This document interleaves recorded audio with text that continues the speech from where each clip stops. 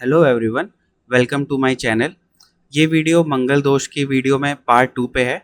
और इस वीडियो में मैं आपको बताऊंगा कि जब किसी की कुंडली में मंगल दोष होता है तो कुंडली कैसे मिलाते हैं, उसके अलावा उसके उपाय क्या है और कुछ चीज़ें जो और यहाँ पे आपके सामने मेंशन है वो बताऊंगा। इससे पहले मैंने पार्ट 1 बनाया था जिसमें मैंने कुछ बेसिक्स बताए थे, मंगल दोष कैसे बनता है, उसके क्या प्रभाव होते हैं और कुछ और भी चीज़ें। जिन्होंने वो वीडियो नहीं देखी है पहले आप वो देख लें, क्योंकि ये वीडियो उसके कंटिन्यूएशन में है। ठीक है, तो चलिए स्टार्ट करते हैं। जैसा कि आप सभी लोगों को पता है कि मंगल दोष कैसे क्रिएट होता है। मंगल दोष तब क्रिएट होता है जब मंगल 12th house, first house, second, fourth, seventh और 8th हाउस में होता है। ठीक है, अब यहाँ पे देखिए मैंने पहला पॉइंट क्या लिखा हुआ है, dosh formed by Saturn, Rahu, Ketu and sun. ठीक है, इसका ये मतलब है कि अगर ये प्लैनेट, क्योंकि ये भी मेलेफिक प्लैनेट है, पाप ग्रह हैं, शनि, राहु, केतु और सूर्य। सूर्य को हम क्रूर ग्रह कहते हैं, माइल्ड मेलेफिक, बट ये भी दोष क्रिएट करता है। तो बेसिकली ये कब दोष क्रिएट करते हैं, ये भी सेम पोजीशन पर दोष क्रिएट करते हैं जो मंगल दोष में था, यानी कि 12th house, first house, second house, fourth house, seventh house और 8th हाउस पे। तो बेसिकली सीन क्या है कि जब भी मंगल दोष देखते हैं तो केवल मंगल ही नहीं, हमें इन प्लैनेट्स को भी कंसीडरेशन में लेना होता है, इन प्लैनेट्स का भी वेटेज होता है। हाँ, ये बात ज़रूर है कि जो मंगल है उसका वेटेज इन प्लैनेट्स की तुलना में ज़्यादा होता है, और उस वेटेज को देखने के लिए हमें एक पर्टिकुलर न्यूमेरिकल वैल्यूज़ दी गई है, जिसकी एक टेबल है जो अभी मैं आपको दिखाऊंगा। ठीक है, जो प्रैक्टिसिंग एस्ट्रोलॉजर्स होते हैं उन्हें पता होता है, और उसके थ्रू हम दो चार्ट्स को कैसे मिलाते हैं ये हम लोग देखेंगे। ठीक है, तो पहली चीज़ आपको ये ध्यान में रखनी है कि जब भी आप मंगल दोष काउंट करें, देखिए एक तो मंगल दोष का नाम मंगल दोष इसलिए क्योंकि वो मंगल की वजह से क्रिएट होता है, लेकिन हम उसमें और प्लैनेट्स भी इंक्लूड करते हैं। तो आप ऐसा समझ सकते हैं कि बोलचाल की भाषा में तो हमने उसे मंगल दोष कह दिया है मंगल के इन्फ्लुएंस की वजह से, लेकिन किसी भी तरीके के पाप ग्रह का इन्फ्लुएंस अगर इन हाउसेस में रहता है तो वो मंगल दोष के अंदर कंसीडर कर लिए जाते हैं। बेसिकली सही ये होगा कि हम ऐसा कहें कि मेलेफिक प्लैनेट्स का इन्फ्लुएंस अगर इन सारे 6 हाउसेस में होता है तो वो हार्म करते हैं कुंडली को, और उस समय पे कुंडली मिलाना ज़रूरी हो जाता है। ठीक है, अब वो न्यूमेरिकल वैल्यूज़ क्या हैं यहाँ पे आपकी स्क्रीन के सामने है। चलिए पहले इसको समझ लेते हैं। ऊपर हाउसेस दिए गए हैं, first house, fifth house, seventh house और 8th हाउस, यानी कि मंगल, शनि, राहु, केतु अगर first, fifth, seventh, 8th house में हो तो मंगल दोष क्रिएट होता है, या फिर फोर्थ, 12th और सेकेंड हाउस में हो तो मंगल दोष क्रिएट होता है। यहाँ पे फिफ्थ हाउस भी इंक्लूडेड है, जैसा कि मैंने आपको पिछली प्रीवियस वीडियो में बताया था पार्ट 1 में कि फिफ्थ हाउस का मंगल भी लड़कियों के चार्ट में मंगल दोष क्रिएट करता है, क्योंकि वो फिफ्थ हाउस से 8th हाउस को देखता है, और 8th हाउस लड़कियों के लिए मांगल्य का स्थान होता है। तो वहाँ पे मंगल दोष की चतुर्थ दृष्टि पड़ना उस हाउस को हार्म करती है, जिसकी वजह से शादी में प्रॉब्लम क्रिएट होती है। और ये रूल वर्क करता है, ऐसा नहीं है कि ये एकदम से कहीं से भी आ गया है। जिन भी एस्ट्रोलॉजर ने ये बताया है वो काफ़ी एक्सपीरियंस्ड एस्ट्रोलॉजर हैं, और ये रूल एकदम फुल प्रूफ वर्क करता है, तो आप इसको कंसीडरेशन में लीजिएगा। ठीक है, अभी के लिए फ़िलहाल क्योंकि आप लोग स्टार्ट कर रहे हैं, तो अभी के लिए हम इस चार्ट में से फिफ्थ हाउस को मैं गायब कर देता हूँ यहाँ पे ऐसे। ठीक है, बाकी हम लोग हाउसेस ले लेते हैं। तो ये टेबल में क्या है कि यहाँ पे हाउसेस दिए गए जो हमारे 6 हाउसेस हैं, first house, seventh house, 8th house, 4, 12 और 8। 4, 12 और 8 को अलग इसलिए लिखा गया है क्योंकि फोर्थ हाउस, 12th हाउस और फोर्थ हाउस, 12th हाउस और सेकेंड हाउस में मंगल दोष या फिर जो बाकी के सारे ग्रह हैं, शनि, राहु, केतु और सूर्य, उनका जो असर होता है वो कम पड़ता है। इसलिए आप देखोगे यहाँ की जो इस साइड की जो न्यूमेरिकल वैल्यूज़ है वो ज़्यादा हैं, और जो राइट साइड की न्यूमेरिकल वैल्यूज़ है वो कम दी गई हैं। ये न्यूमेरिकल वैल्यूज़ इस चीज़ को दिखाती हैं कि कितना पाप प्रभाव है। ठीक है, जैसे अगर आप यहाँ देखोगे कि 100 पॉइंट है मार्स के नीचे, ठीक है, और यहाँ पे आप देखोगे कि मार्स के नीचे 50 पॉइंट है ना, और यहाँ पे आप देखोगे सूर्य के नीचे 50 पॉइंट है। ये यहाँ तक की टेबल है, यहाँ सूर्य के नीचे 50 पॉइंट है, बट यहाँ पे सन के नीचे सिर्फ 25 पॉइंट है। तो ये टेबल से हमें क्या पता चलता है, ये टेबल से हमें ये पता चलता है कि कितना मेलेफिक इन्फ्लुएंस किसी कुंडली पे है, और हम उसे कितने पॉइंट्स दे, बाद में वो पॉइंट्स को कैलकुलेट करके फाइनल कितना रिजल्ट आएगा, फिर उस रिजल्ट को हम दूसरे की कुंडली के मैलेफिक प्लैनेट से पॉइंट कैलकुलेट करके मिलाएंगे और उन दोनों के बीच के डिफरेंस को देखेंगे। अगर दोनों के बीच का डिफरेंस लगभग लगभग सेम होता है, ठीक है, तो कुंडली अच्छा मैच माना जाता है, मतलब कि मैलेफिक प्लैनेट बैलेंस्ड है। अगर मैच में काफ़ी ज़्यादा डिफरेंस आ जाता है आखिरी के जो ऐड करने पे न्यूमेरिकल वैल्यूज़ को, तो इसका मतलब कि कुंडली मिसमैच है, ठीक है।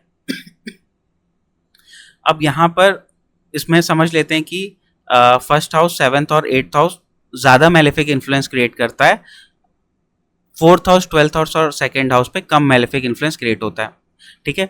यहाँ पे किस तरीके की राशि है वो दे रखी है, यानी कि ग्रह अपने नीच की राशि में बैठे हैं, डेबिलिटेटेड साइन में बैठे हैं, शत्रु के साइन में बैठे हैं, न्यूट्रल साइन में बैठे हैं, फ्रेंड साइन में बैठे हैं, खुद की राशि में बैठे हैं या एक्सॉल्टेशन साइन में बैठे हैं, उससे भी फर्क पड़ेगा, ठीक है। जैसे कि मंगल किसी के चार्ट में यहाँ पे नीच की राशि में बैठा है तो वो ज़्यादा हार्म करेगा।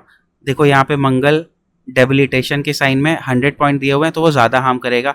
अगर सेम मंगल किसी के चार्ट में एरीज के साइन में बैठा है जो कि उसका खुद का साइन होता है, तो चार्ट के अकॉर्डिंग क्या देखेंगे कि मंगल एरीज के साइन में यानी कि खुद के साइन में 60 पॉइंट दे रहा है, मतलब कि वो कम हार्म कर रहा है, ठीक है। इसलिए राशि भी काफ़ी इंपॉर्टेंट है, ये जानना कि वो मित्र की राशि है, शत्रु की राशि है, नीच की राशि है, ठीक है। तो बहुत ईजी टेबल है ये, यहाँ तक का इससे आप लोग ऐसे पार्टीशन कर लेना, इसका आप लोग स्क्रीनशॉट ले लीजिएगा। और सारे एस्ट्रोलॉजर यही यूज़ करते हैं, ये काफ़ी स्टैंडर्ड टेबल है। तो ये कैसे इफेक्ट करता है मैं आपको बताता हूँ, ठीक है। इसके थ्रू हम लोग मैचिंग करेंगे। अब मान लीजिए ये चार्ट है ए और ये चार्ट है बी। अब दो हमारे पास चार्ट आ गया और उसमें हमें देखना है कि मंगल दोष कितना है, ठीक है। ये बात आप समझ गए होंगे, जब भी मैं मंगल दोष बोल रहा हूँ तो इसका मतलब है कि हमें सारे ही मैलेफिक प्लैनेट्स का इन्फ्लुएंस देखना है, ठीक है, सिर्फ मंगल का नहीं देखना है। जैसे कि मैं आपको एक एग्जांपल देता हूँ। अगर मान लो किसी की कुंडली में मंगल यहाँ पे बैठा हुआ है, ठीक है, और कर्क राशि का है, नीच की राशि का। किसी की कुंडली में मंगल यहाँ पे बैठा हुआ है और एरीज राशि का है, और उसके बाद हम लोग यहाँ पे सैटर्न को बैठा देते हैं और इस कुंडली में यहाँ पे सैटर्न को बैठा देते हैं और यहाँ पे सन को, ठीक है। अब अगर हमें ये दोनों कुंडलियाँ मैच करनी है, ठीक है, तो क्या होगा, कुंडली ए में हम देखेंगे मार्स फोर्थ हाउस में है और नीच की राशि में, तो हमें क्या देखना पड़ेगा, मार्स फोर्थ हाउस वाला कैटेगरी देखेंगे और यहाँ पे नीच का साइन बना हुआ है, तो इसमें आगे बढ़ेंगे तो देखेंगे यहाँ पे 50 पॉइंट मिले हुए हैं। तो जो हमारा चार्ट ए है उसको 50 पॉइंट मिला है मार्स के फोर्थ हाउस में होने की वजह से, मतलब मार्स के चतुर्थ भाव में मैलेफिक इन्फ्लुएंस होने की वजह से। उसके बाद देखेंगे कि सेवन्थ हाउस में लिब्रा का साइन आ जाएगा, सूर्य लिब्रा के साइन में नीच का होता है, तो क्योंकि ये सेवन्थ हाउस है तो हम ये वाली कैटेगरी देखेंगे, लेफ्ट साइड वाली। तो यहाँ पे सेवन्थ हाउस लिखा हुआ है, यहाँ पे सन लिखा हुआ है। मैंने आपको बताया था कि सन क्रूर ग्रह होता है, इसलिए सन के पॉइंट काफ़ी कम होते हैं। तो सेवन्थ हाउस में सन अपने नीच के साइन में है, यहाँ पे अगेन नीच का साइन है और उसको 50 पॉइंट मिले हुए हैं, तो यहाँ पे अगेन 50 पॉइंट लिख देंगे। बाकी और ट्वेल्थ हाउस में नेगेटिव प्लैनेट नहीं लिखा है हमने, फर्स्ट हाउस में भी नहीं लिया है, सेकेंड हाउस और एट्थ हाउस में भी नहीं लिया है। अब हम आ जाते हैं चार्ट बी की तरफ। चार्ट बी में भी हमने इन सारे हाउसेस में नेगेटिव प्लैनेट नहीं लिखा हुआ है। सेवन्थ हाउस में हमारा मार्स है खुद की राशि में, एरीज राशि में, तो चार्ट बी में सेवन्थ हाउस में हमारा मार्स ओन साइन में है। ओन साइन कहाँ पे लिखा हुआ है, यहाँ पे। ओन साइन को 60 पॉइंट्स मिले हैं तो हम यहाँ पे 60 लिख देंगे। उसके बाद हमारा एट्थ हाउस में सैटर्न है जो कि वीनस के साइन में है, वीनस उसका फ्रेंड का साइन होता है, तो यहाँ पे हम सैटर्न को ले लेंगे। ये एट्थ हाउस है और ये फ्रेंडली वाली कैटेगरी है आपकी, फ्रेंडली के आगे सैटर्न को मिले 52 पॉइंट, ठीक है, यहाँ पे लिख लेंगे 52 पॉइंट। तो अब ये कितना हो गया, 50 और 50, यहाँ पे तो 100 हो गया, यहाँ पे 60 और 50, अच्छा 5 11 और 2 112 हो गया, ठीक है। तो इस तरीके से हम चार्ट मैच कराते हैं। ये हमने छोटा सा एग्जांपल लिया है। अभी हम जो रियल लाइफ एग्जांपल है जो मेरे क्लाइंट का एक है वो लेंगे, उसमें आपको थोड़ी सी और कॉम्प्लेक्सिटी पता चलेगी, क्योंकि ये सिर्फ इतना नहीं है जितना अभी मैंने आपको बताया। ये एक बिगिनिंग के लिए आपको बता दिया कि दोनों चार्ट में इस टेबल का यूज़ कैसे करना है, ठीक है, तो ये एक इम्पॉर्टेंट चीज़ है जो आपको पता होनी चाहिए। ऐसे ही पूरे चार्ट को मैच कराते हैं। अब देखिए नेक्स्ट स्लाइड में मैंने आपको बताया कि वेट बिफोर गोइंग फर्दर। हाँ, एक चीज़ आप आगे बढ़ने से पहले ध्यान रखिए कि जब भी किसी भी मेलेफिक प्लैनेट का इन्फ्लुएंस, अगर आप 7th house, 8th house, 4th house या ये सारे हाउसेस जहाँ पे मैचिंग के समय हम मेलेफिक प्लैनेट को देखते हैं शादी के लिए, आप ये ज़रूर देख लीजिए कि वो किस तरह की राशि में बैठा है और कहाँ का लॉर्ड है। जैसे कि एग्जाम्पल के लिए यहाँ पे मैंने 2 एग्जाम्पल ले रखे हैं, ठीक है। अब दोनों ही चार्ट में चंद्रमा और मंगल यहाँ बैठे हैं, यहाँ भी चंद्रमा और मंगल यहाँ बैठे हैं। ये दोनों अलग अलग चार्ट है, हमारे सामने है तो हमें क्या लगेगा कि अरे चंद्रमा मंगल दोनों में है, एकदम एग्जैक्टली सेम जैसा मांगलिक है, सेम जैसा इफेक्ट करेगा, ठीक है। ऊपर ऊपर से देखने पे आपको लगेगा, लेकिन अगर आप ये देखेंगे कि मंगल कहाँ का लॉर्ड है तो आपको हकीकत समझ में आएगी। इस चार्ट में मंगल कहाँ का लॉर्ड है? 6th हाउस का लॉर्ड है। 6th हाउस का लॉर्ड होके 7th में बैठ गया तो वो 7th को ज़्यादा हार्म करेगा, क्योंकि 7th से ये 12th हाउस है, ठीक है। 7th हाउस का व्ययेश है, 7th हाउस को लॉस करता है, तो ये ज़्यादा हार्मफुल है। और इस चार्ट की अगर हम बात करें तो इस चार्ट में मंगल 9th हाउस का लॉर्ड है और 4th हाउस का लॉर्ड है, मतलब कि योग कारक है। कोई भी प्लैनेट अगर साइमल्टेनियसली केंद्र और त्रिकोण का लॉर्ड हो जाता है, योग कारक हो जाता है, मतलब कि ये मंगल इस चार्ट में उतना हार्म नहीं करेगा जितना पहला वाला कर रहा था। अभी ऐसे हमने सिर्फ ऊपर से देख लिया कि मंगल और चंद्रमा दोनों 7th हाउस में बैठे तो एक जैसा मांगलिक हो गया, नहीं, एक जैसा मांगलिक नहीं है। नीचे वाले चार्ट में मंगल इवन दो की मांगलिक बना रहा है बट वो बहुत हार्मफुल मांगलिक नहीं है। यहाँ वाले चार्ट में वो हार्मफुल मांगलिक हो गया क्योंकि वो 6th हाउस का लॉर्ड भी बन गया है, ठीक है। तो आप जब भी मेलेफिक कैटेगरी देखें कि कोई प्लैनेट मेलेफिक होके किसी भी हाउस को इफेक्ट कर रहा है तो आप ये ज़रूर देख लें कि वो कहाँ का लॉर्ड है, और उसकी वजह से कहानी एकदम चेंज हो जाएगी, ठीक है। चलिए अब हम लोग आगे बढ़ते हैं। ये एक रियल एग्जाम्पल है, इसमें हम लोग मैच कराएंगे 2 कुंडलियों को। काफ़ी लोगों ने कमेंट भी किया था इंस्टाग्राम पे और मैसेज भी आए थे कि 2 कुंडली को मांगलिक के लिए कैसे मैच कराएं। तो देखिए आप आराम से देखिएगा, हमारे पास चार्ट ए है, यहाँ पे मैं ए लिख देता हूँ, और ये चार्ट बी है, ठीक है। चार्ट ए में देखिए जो हमें हाउसेस देखने हैं, 12th house, 1st house, 2nd, 4th, 7th और 8th, दोनों चार्ट में वही हाउसेस देखेंगे। तो चार्ट ए से शुरू करते हैं, ठीक है। चार्ट ए में 12th हाउस में सैटर्न नीच की राशि में बैठा है, ठीक है। ये हमारा 12th हाउस वाली कैटेगरी है। यहाँ पे हमारा सैटर्न है और नीच की राशि मतलब डेबिलिटेशन का साइन। डेबिलिटेशन के साइन में सैटर्न को 37.50 पॉइंट मिले, हम राउंड ऑफ करके इसको अभी 37 ही लिख लेते हैं, ठीक है। फिर आगे 4th हाउस पे, 4th हाउस में मार्स सिंह राशि में बैठा है जो कि उसकी मित्र की राशि है। ये 4th हाउस वाली कैटेगरी है, ये मार्स है और ये फ्रेंडली साइन है। फ्रेंडली साइन में मार्स को मिले हैं 35 पॉइंट्स, यहाँ पे हम लोग 35 लिख लेंगे। उसके बाद राहु है, सिंह राशि में बैठा हुआ है जो शत्रु की राशि है, again 4th house. 4th house वाली कैटेगरी हमारी ये है, राहु हमारा यहाँ पे बैठा हुआ है। शत्रु राशि हमारी ये है एनिमिकल साइन, इसमें राहु को मिले हैं 33 पॉइंट, तो यहाँ पे 33 पॉइंट लिख लेंगे, ठीक है। कितना हो गया? 7 3 10 और 5 15 और 3 3 6 और 3 9 और 1 10, 105। तो हमारा जो ए वाला चार्ट है उसको 105 पॉइंट मिले हैं, ठीक है। अभी देखो ऊपर से आप दोनों चार्ट्स को देखोगे तो मंगल 4th हाउस में, यहाँ भी मंगल 4th हाउस में, आपको लगेगा सेम है, लेकिन कैलकुलेट करने पे क्या होता है वो लोग हम लोग यहाँ पे देख रहे हैं। तो चार्ट बी में चलते हैं। चार्ट बी में 12th हाउस में कोई नहीं है, 1st हाउस में कोई नहीं है, 2nd हाउस में राहु बैठा है और वर्गो के साइन में बैठा है। कुछ लोग इसको उच्च का भी मानते हैं, ये थोड़ा सा कंट्रोवर्शियल होता है, तो हम फिलहाल के लिए इसको चलो उच्च का ही ले लेते हैं, बहुत ज़्यादा फर्क नहीं पड़ेगा, है ना, क्योंकि राहु का ओन साइन एक्वेरियस माना जाता है जिसका वो कोलॉर्ड है। तो फिलहाल के लिए हम उच्च का ले सकते हैं या फिर फ्रेंड का साइन भी ले सकते हैं, फ्रेंड का ही ले लेते हैं, बहुत ज़्यादा अंतर नहीं है। तो राहु 2nd हाउस में बैठा हुआ है, ठीक है, 2nd हाउस की ये कैटेगरी है। फ्रेंड है उसका ये फ्रेंडली साइन है और फ्रेंडली साइन को उसके मिले हैं 26 पॉइंट, ठीक है। तो यहाँ पे 26 लिख लिया। फिर मार्स 4th हाउस में बैठा है ओन साइन में, स्कॉर्पियो का साइन है, 4th हाउस मार्स और ये ओन साइन वाली कैटेगरी, ठीक है, यहाँ पे ओन साइन, तो इसको 30 पॉइंट मिले, यहाँ पे 30 लिख लेंगे।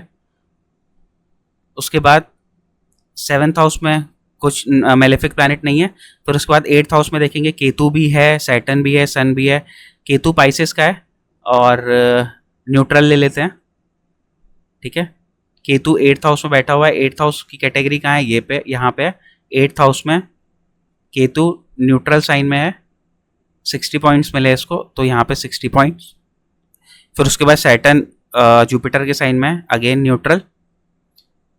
8th house Saturn neutral, 60 points. फिर उसके बाद सन है, तो सन के लिए फ्रेंड का साइन हो गया 8th हाउस, तो यहाँ पे सन है और इसका फ्रेंडली साइन यहाँ पे है, तो इसको मिल गया 35। तो इसको हमने कैलकुलेट किया तो कितना हो गया, 6 5 11, एक यहाँ पे गया, 2 1 3 4 5 6 6 6 12 6 18 19 20 21, 211 पॉइंट हो गया, ठीक है।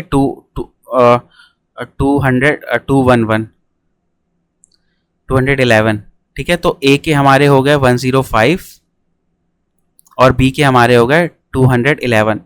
अब देखो ऊपर से देखने पे तो मंगल मंगल दोनों सेम हाउस में थे और सेम जैसा मांगलिक लग रहा था, लेकिन जब हमने प्रॉपर तरीके से निकाला तो हमें पता है कि राहु शनि केतु और सूर्य भी इफेक्ट डालते हैं, तो उसकी वजह से आप देखो कि एग्जैक्टली डबल हो गया, ठीक है। ये 105 है और ये 211 हो गया, एग्जैक्टली डबल।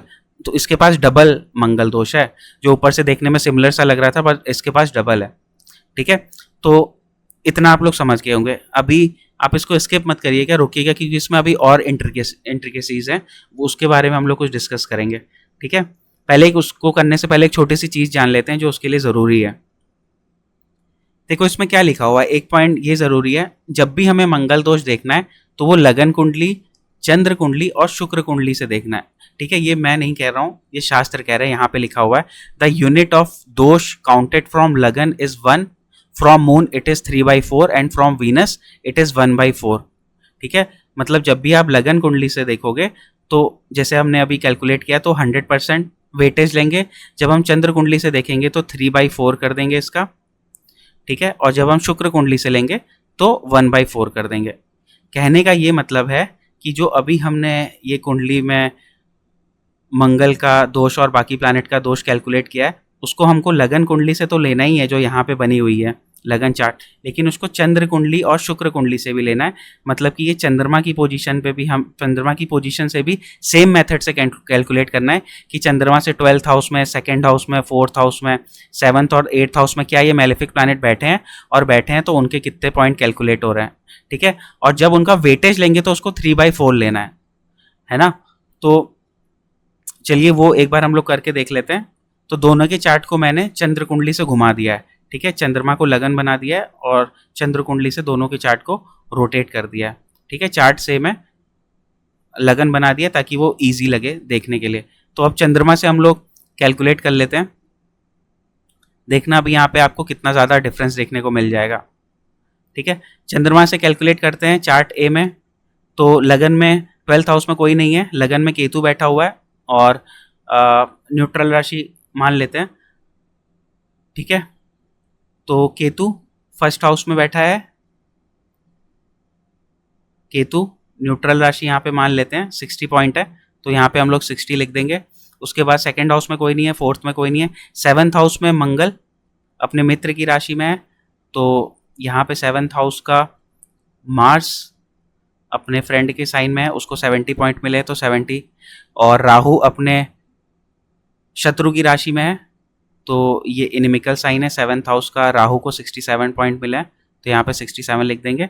8th हाउस में मरकरी, सन और वीनस बैठे हुए हैं, मरकरी और वीनस तो लेंगे नहीं, शुभ प्लैनेट होते हैं। और पाप ग्रह हमारा सूर्य है, सूर्य वर्गों के साइन में बैठा है जो कि उसकी मित्र राशि है।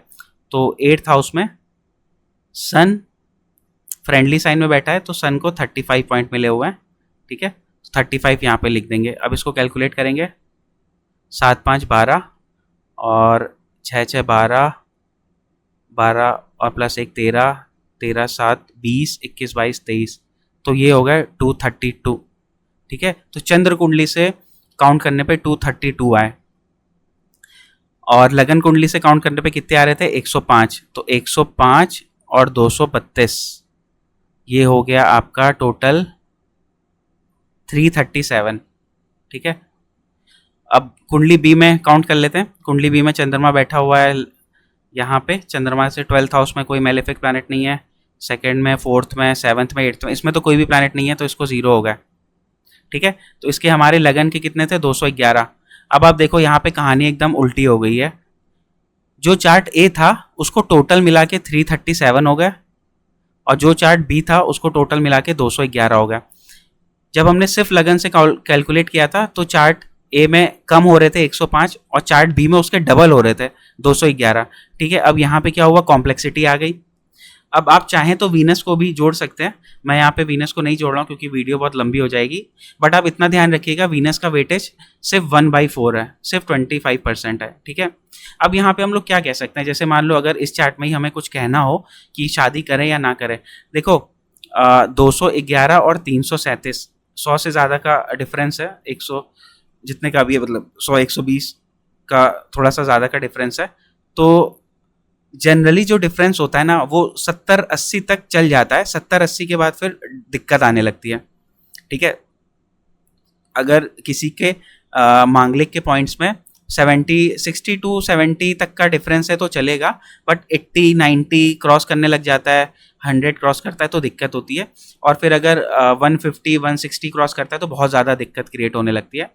अच्छा, अगर हमें कुछ बोलना भी हो कि इस चार्ट के बारे में क्या बोले, तो हम देखो जब हमने लगन से कैलकुलेट किया था तो ए के पॉइंट्स कम आ रहे थे बट बी के ज़्यादा आ रहे थे, तो बी वाले में लगन के थ्रू मांगलिक जो दोष है या मेलेफिक प्लैनेट का दोष है उसका असर ज़्यादा है, तो वो उसकी हेल्थ को इफेक्ट कर सकते हैं, ठीक है। वो उसको क्या कर सकते हैं, हेल्थ वाइज थोड़ा सा एग्रेसिव बना सकते हैं, डोमिनेटिंग बना सकते हैं, ठीक है, ज़िद्दी हो जाएगा, काम के लिए ज़िद कर सकता है, या हेल्थ वाइज उसके में कुछ हेल्थ प्रॉब्लम भी क्रिएट हो सकती है।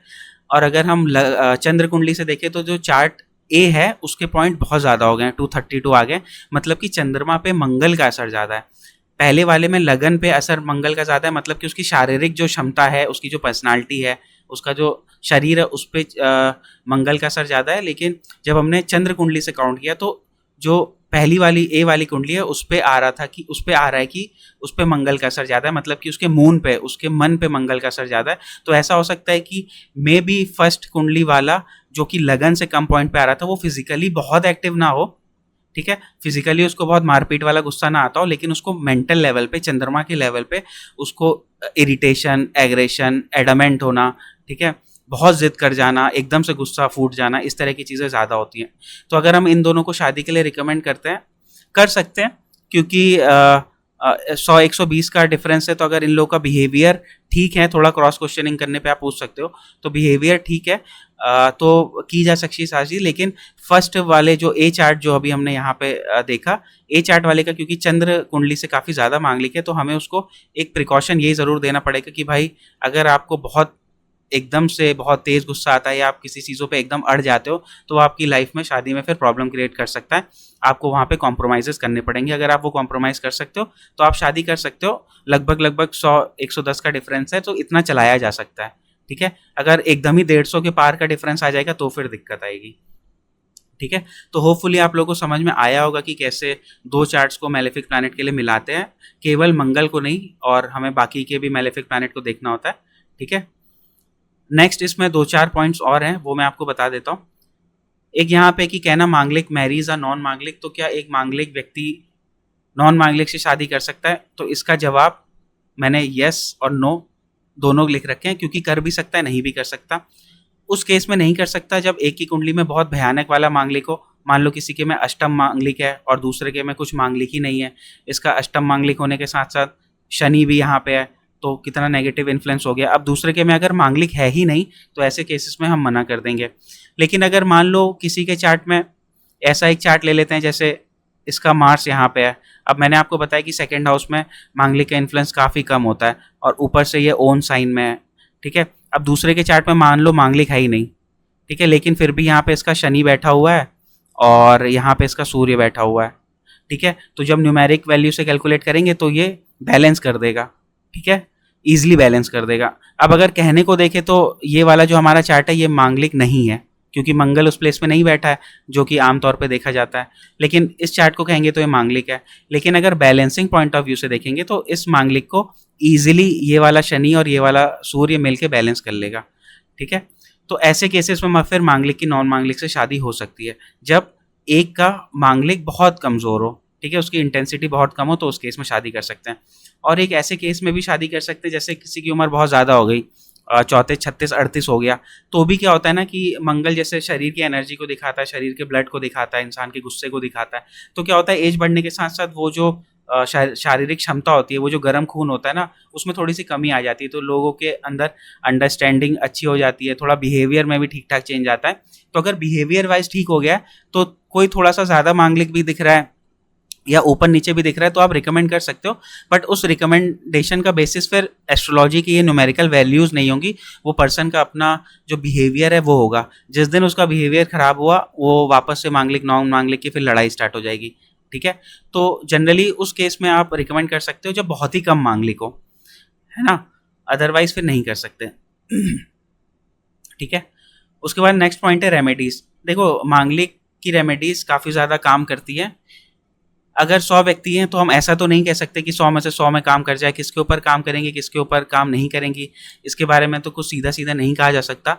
हो सकता है जिसका 5th हाउस 9th हाउस बहुत स्ट्रांग हो, उसको पुनर्जन्म के पुण्य से मदद मिल जाए, या उसको इस जीवन में ब्लेसिंग्स है तो उसने भगवान की पूजा की और उसका सब कुछ ठीक हो गया। ऐसा हो सकता है 10 में से 1 पर्सन ऐसा भी हो जिसने सब मांगलिक की पूजा कराई हो लेकिन फिर भी उसकी लाइफ में डिस्प्यूट आ गया हो, ठीक है। तो ऐसा तो नहीं कह सकते कि भगवान की पूजा करी और हम उनसे ज़बरदस्ती कह दें कि नहीं ये ठीक ही हो जाएगा, ठीक है। लेकिन फिर भी कुछ रेमेडीज़ है और ये रेमेडीज़ वर्क करती है। मैंने रियल लाइफ में एग्जांपल्स देखे हैं, होता है सर, ऐसा नहीं है कि नहीं होता, ठीक है। तो आप ये विश्वास के साथ तो बिल्कुल रेमेडीज़ मत करना कि नहीं नहीं चलो ज़बरदस्ती कर लेते हैं, पता नहीं कुछ होता है कि नहीं होता। आप फुल डिवोशन के साथ करोगे तो ज़रूर होगा, ठीक है। अब इसमें क्या होता है कि कलश विवाह होता है, वृक्ष से विवाह होता है, पेड़ से विवाह कर लेते हैं, और प्रतिमा विवाह होता है, ठीक है। प्रतिमा विवाह में विष्णु भगवान की प्रतिमा से विवाह होता है। उसमें उनको पहले पति के रूप में माना जाता है और उनकी पूजा होती है और उनसे ऐसा प्रार्थना की जाती है कि जब भी मेरी एक्चुअल में दूसरे पति से शादी हो तो उसके जीवन में कोई नेगेटिव इफेक्ट ना आए। और अच्छा, एक बार मैं इंस्टाग्राम में देख रहा था, किसी ने ये चीज़ बहुत मैनिपुलेट करके बताई थी। कोई लड़की थी या कोई लड़का था, उसका वीडियो था, आई थिंक कोई लड़की ही थी। उसने क्या बोला कि ये सब प्रतिमा विवाह वगैरह ढोंग होता है क्योंकि आप अपने जो सर की प्रॉब्लम्स है वो भगवान के ऊपर डाल दे रहे हो, उनको कष्ट दे रहे हो। तो ऐसा नहीं होता, ये शब्दों का मैनिपुलेशन है। आपके जीवन में जो कष्ट है वो भगवान को आप समर्पित कर रहे हो कि भगवान इन कष्टों को कम कर देना, इसलिए वो प्रतिमा विवाह करा रहे हैं। इसलिए नहीं करा रहे हैं कि अपने जीवन का सारा कष्ट उन्हें दे रहे हो तो भगवान को कष्ट होने लग गया। भगवान को क्यों कष्ट होगा, सारा माया तो उन्हीं की है। तो जैसे भगवान शिव जी ने हलाहल विष पिया था, या जब भी बहुत ज़्यादा नरक हो जाता है जीवन में तो भगवान खुद ही आके सब कुछ ठीक करते हैं, ठीक है। तो वैसे ही प्रतिमा विवाह या कलश विवाह या वृक्ष विवाह जिसमें विष्णु भगवान से पूजा करते हैं, तो हम विष्णु भगवान को अपना सब कुछ मान के उनको समर्पित करते हैं कि जो हमारे कष्ट हैं उनको आप दूर करना और उन कष्टों को जो एक्चुअल व्यक्ति है उसके ऊपर ना आने देना, ठीक है। इस सेंस में ये सब पूजा होती है। और कोशिश करिए कि ये पूजा जब भी आपको कोई भी हस्बैंड हो या वाइफ हो वो मिले उससे पहले हो जाए, क्योंकि क्या होता है कि जिससे भी हम पूजा जिससे भी हम शादी करने वाले होते हैं, अगर हमें पता चल गया कि इस व्यक्ति से शादी हो रही है तो हम अपने तन मन धन से उसी को अपना स्पाउस मान लेंगे, ठीक है। फिर जब हम प्रतिमा विवाह मान लो किसी की हुई तो वो लड़की विष्णु भगवान को अपने पहले पति के रूप में कैसे स्वीकार कर पाएगी, क्योंकि उसके मन में ऑलरेडी आ गया ना कि ठीक है इस व्यक्ति से हमारी शादी होने वाली है। तो इसमें कोशिश ये करनी चाहिए कि पति या पत्नी मिलने से पहले ही वृक्ष से विवाह कराना है या कलश से विवाह कराना है या प्रतिमा विवाह कराना है तो वो पहले ही हो जाए, किसी के मिलने से पहले, ठीक है। और ये मैं अपने खुद मन से नहीं कह रहा हूँ, ये मैंने बुक में पढ़ा है और जिस व्यक्ति ने लिखा है वो बहुत एक्सपीरियंस्ड एस्ट्रोलॉजर है, ठीक है। और ये लॉजिकली भी सही लगता है, ठीक है। तो ऐसा करना, और ये मंदिर के पास नदी के पास आप कर सकते हैं। उसके बाद रेमेडीज़ में मंगल भात पूजा होती है। भात मतलब राइस को बोलते हैं और हमारे वहाँ पके हुए चावल जो होते हैं उनको भात बोलते हैं। तो एक शिवलिंग का मंगल का स्वरूप बना के उसके चारों ओर भात को लगा के उसकी पूजा करते हैं। इसके पीछे की स्टोरी है, एक अंधकासुर था, उनका शिव जी से लड़ाई हो गया था और उसके बाद फिर मंगल प्रकट हुए तो बहुत ज़्यादा एनर्जी, एग्रेशन और ये सब चीज़ें हो गई थी। तो उस चीज़ को ठंडा करने के लिए ये सब किया गया था। तो आप इसके बारे में इंटरनेट में पढ़ सकते हैं, ठीक है। तो मंगल भात पूजा आपका उज्जैन में होती है और उज्जैन स्पेसिफिकली इसलिए क्योंकि वहाँ पे मंगल का जन्म हुआ था, वो मंगल का बर्थ प्लेस है। ठीक है, वहाँ पे मंगलनाथ मंदिर है। इसके अलावा उज्जैन में और भी जो मंदिर है वहाँ पे आप किसी अच्छे पंडित जी किसी अच्छे पंडित जी से करा सकते हैं। इसके बाद अब मंगल चंद्रिका चंडिका मंत्र या स्तोत्र होता है। ठीक है, मान लो कि आपके पास ये सुविधा नहीं है कि आप पूजा करा सको, या किसी के घर में मम्मी पापा फॉलो नहीं करते तो वो अपने बच्चों को नहीं लेके जाएंगे, तो आप खुद से मंगल चंडिका स्तोत्र या मंगल चंडिका मंत्र रोज रोज पढ़ सकते हैं। इससे आपका शादी के पहले और शादी के बाद भी अगर मांगलिक दोष की वजह से कुछ प्रॉब्लम्स आ रही है तो उनमें काफ़ी आराम मिलता है। ठीक है, तो मंगल चंडिका मंत्र तो ऐसा रक्ष रक्ष जगत मात्रे ऐसा करके है। किसी को चाहिए होगा तो मुझे कमेंट करके या व्हाट्सएप या इंस्टाग्राम पे आप मैसेज करेंगे तो मैं आपको भेज दूंगा। और आपके आसपास जो पूजा की जो दुकान होती है, शॉप्स होती है, वहाँ पे भी ये ईजिली मिल जाएगा। ठीक है, उसके अलावा मंगला गौरी व्रत होता है, गौरी माता का व्रत होता है। इसको करने से भी काफ़ी ज़्यादा रिलीफ मिलता है। और जैसे मंगल दोष के कारण किसी की शादी में बहुत डिले हो रहा हो तो मंगला गौरी व्रत करके भी उसकी शादी को सही टाइम पे कराया जा सकता है। ठीक है, तो ये कुछ चीज़ें थी जो रेमेडीज़ में आप कर सकते हो। ठीक है, उसके बाद इस वीडियो में एक लास्ट चीज़ मैंने आपको पिछली वीडियो में जब मैं जो पार्ट 1 बना रहा था तब मैं बता रहा था कि ये कंट्रोवर्सीज कहाँ से आई हैं, ऐसा क्या हुआ कि कुछ लोग कुछ बोलते हैं, कुछ लोग कुछ बोलते हैं, इसका कोई शास्त्रीय प्रमाण है। तो मैंने आपको उसमें बोला था कि जैसे डिफरेंट टाइम पे कुछ लोग डिफरेंट एक्सपीरियंस करते हैं, कुछ लोगों ने डिफरेंट बुक्स पढ़ी होती है, तो वो सारे एक्सपीरियंस वो बुक्स में लिख देते हैं। फिर आगे आने वाली जनरेशन उस बुक्स को पढ़ती है, वो कुछ लिखती है, तो हर बार डिफरेंट जनरेशन में कुछ डिफरेंट चीज़ें आ जाती हैं। तो जो उस बुक को पढ़ता है या उस कंटेंट को पढ़ता है उसके हिसाब से वो अपना पर्सपेक्टिव उसका जनरेट हो जाता है। ठीक है, तो इस वजह से ये सारी कंट्रोवर्सीज हैं जो समाज में डिफरेंट पर्सपेक्टिव है। तो यहाँ पे मैंने देखो, अब आपको राइट साइड में मैंने लिखा हुआ है controversial statements are the main cause of these things, कि ऐसा क्यों होता है कि कोई मानता है जुपिटर के एस्पेक्ट से सब कुछ अच्छा हो जाता है, मंगल दोष कैंसिल हो जाता है, लेकिन मैं कह रहा हूँ कि ऐसा नहीं होता। मैं इसलिए कह रहा हूँ क्योंकि मैंने एक एस्ट्रोलॉजर की बुक पढ़ी है जो मैरिज की फील्ड में आप समझ लो कि क्वीन है एस्ट्रोलॉजी की। ठीक है, तो उन्होंने रिसर्च करी थी कि ऐसा नहीं होता, जिनको दूसरे एस्ट्रोलॉजर ने एक्सेप्ट भी किया था।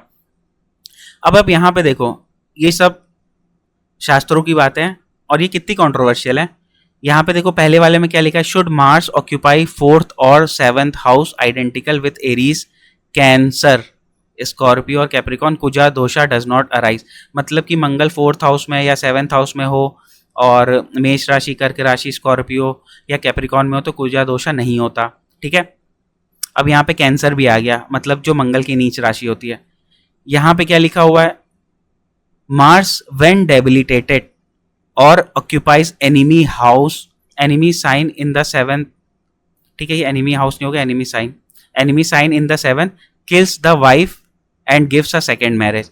ठीक है, कॉन्ट्रोवर्शियल स्टेटमेंट हो गया। अब जिसने ये पढ़ा होगा उसको लगेगा मार्स नीच में होता है तो दिक्कत क्रिएट करता है, जो कि सही बात है। लेकिन जिसने ये वाला पढ़ा होगा कि मार्स अगर 4th या 7th में कैंसर का साइन भी ऑक्यूपाई कर ले तो भी कुजा दोष नहीं होता, तो फिर दोनों चीज़ें अलग अलग हो जाएंगी, वो ये बताएगा, वो ये बताएगा।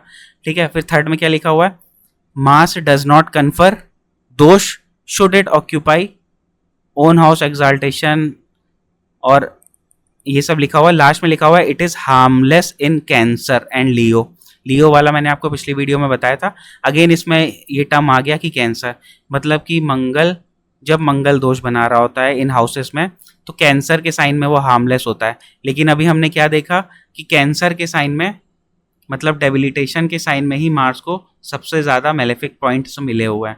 ठीक है, तो आ गई कंट्रोवर्सी। अब इसमें से क्या चूज करें?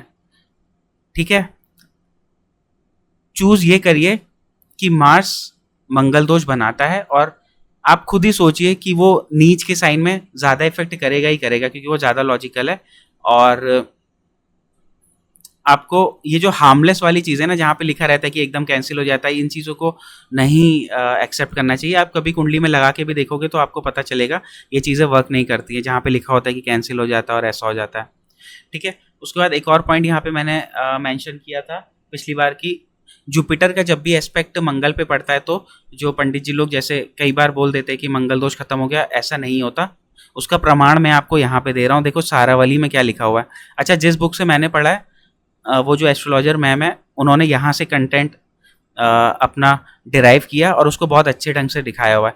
देखो सारावली में क्या लिखा हुआ है, ये जो हमारा कनेक्शन है ना कि मार्स और जुपिटर का कनेक्शन होने की वजह से मंगल दोष खत्म हो जाता है, इस वाले कंटेंट में आप देखोगे कि मार्स ऑक्यूपाई सेजिटेरियस, मतलब कि मार्स जुपिटर का साइन ऑक्यूपाई कर रहा है तो क्या होता है, ठीक है, the native will receive many wounds, चोट वगैरह लग जाती है, हार्श इन स्पीच, स्पीच बोलने में वो बहुत हार्श होता है, कड़वा होता है, क्राफ्टी इन नेचर, ठीक है, वॉरियर टाइप का होता है, ठीक है।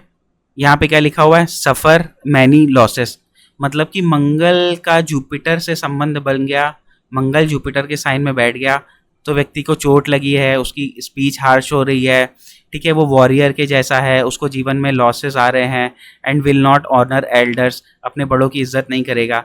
तो आप देखा क्या मार्स और जुपिटर का संबंध होने की वजह से तो अच्छा होना चाहिए था, लेकिन ये सारावली में ही लिखा हुआ है, ठीक है। सारावली बहुत पॉपुलर बुक है और एस्ट्रोलॉजी में काफ़ी ज़्यादा इसका वेटेज है, ठीक है, लोग बहुत अच्छा मानते हैं और बहुत अच्छी बुक सच में है, ठीक है। यहाँ पे ऐसा लिखा हुआ है तो मैंने आपको इसका प्रमाण दिया कि जुपिटर और मंगल का संबंध बन गया, नेगेटिव चीज़ हो गई, ठीक है। एक और प्रमाण हम देख लेते हैं, अगेन सारावली का ही है ये, जब जुपिटर एरीज में यानी मंगल के साइन में हो तो क्या होगा, प्रीशियस स्टोन और ये सब तो है, इसके अलावा इसमें क्या लिखा हुआ है, injured body, again injured body आ गया, फिर यहाँ पे आ गया will go in for much expenses, बहुत ज़्यादा खर्चे कर देगा, जो कि मंगल दोष में मैंने बताया था कि उसका भी एक रिजल्ट होता है कि मंगल दोष में इंसान बहुत ज़्यादा एक्सपेंडिचर कर देता है तो उसको दिक्कत आती है, ठीक है। उसके बाद will confer cruel and fierce punishment, ठीक है, अगेन क्रूएलिटी आ गई जुपिटर और मंगल के संबंध की वजह से, ठीक है। थोड़ा सा और देख लेते हैं, ये सब भी सेम उसी का है। If Mars occupies a Jupiterian sign Pisces और Sagittarius and is aspected by Jupiter, ठीक है, the native is devoid of wife and happiness, ठीक है, संस्कृत जिसको आती होगी वो ऊपर भी पढ़ सकता है।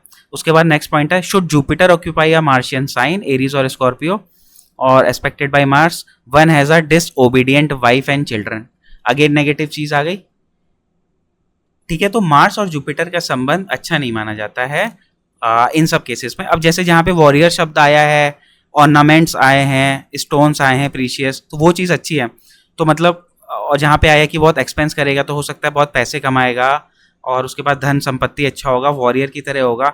आप एक मान लो एक आर्मी वाला पर्सन है जिसके पास अच्छी पोस्ट है, अच्छा पैसा है, वो लड़ाई वड़ाई भी अच्छी कर लेता है, उसका अच्छा पद है, लेकिन घर में उसकी स्थिति खराब है शादी वाले केसेस में। तो ये जो मैंने जुपिटर और मार्स का संबंध बताया ये शादी वाले केसेस में ही खराब है, आप इसको हर जगह खराब मत लगाइएगा, ठीक है। और मैंने आपको ये सब फोटो खींच के इसलिए यहाँ पे लगाया हुआ है ताकि आपको पता चल जाए कि ऐसा क्यों है, ठीक है। तो ये चीज़ है, ओके। और यहाँ पे लिखा भी हुआ है, एक तो मैंने ऊपर ये जो स्टेटमेंट पढ़ा है उसमें आपने देखा कि मार्स और जुपिटर के संबंध से कितना नेगेटिव चीज़ें डेवलप हो रही है, बट यहाँ पे क्या लिखा हुआ है, should Mars occupy any of the houses, 5 houses जो ऊपर के हैं, सेकेंड 12th और ये सब, accompanied by मून जुपिटर और मरकरी, द दोष डज नॉट अराइज। तो इन्होंने सीधे लिख दिया है कि अगर मार्स इन सारे हाउसेस में होता है जहाँ पे मंगल दोष होता है, वहाँ पे वो चंद्रमा बृहस्पति या बुध के साथ आ जाए तो मंगल दोष अराइज नहीं होता, सीधे सीधे, ठीक है। और आगे ये भी लिखा हुआ है, when expected bye them one should not even think of harm, ठीक है। अब कितना उल्टा लिखा हुआ है, एकदम ही उल्टा लिखा हुआ है। और मरकरी भी लिखा हुआ है यहाँ तो जुपिटर और मून के बजाय, और मरकरी तो एकदम मंगल का खास दुश्मन है, ठीक है।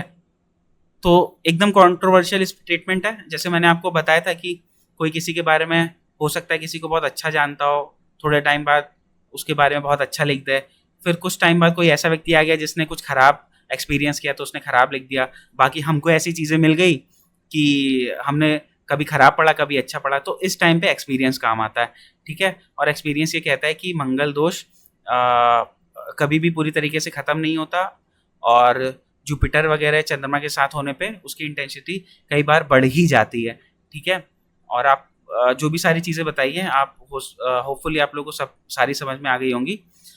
तो अब वीडियो को मैं ख़त्म करता हूँ, काफ़ी बड़ी वीडियो हो गई और 2 पार्ट्स में है। मैंने कोशिश करी कि मैं आपको सारी चीज़ें बता सकूँ, होपफुली बता पाया होगा। और आपको वीडियो पसंद भी आई होगी, अच्छी लगी होगी तो आप शेयर करिएगा और लाइक भी करिएगा, और जो भी क्वेश्चंस होंगे वो आप मुझे कमेंट करके बताइएगा, ठीक है। तो वीडियो का एंड करते हैं, और thank you for watching. Next video मैं अपलोड करूँगा, आप वो भी देखिएगा। तब तक के लिए बाय बाय, टेक केयर।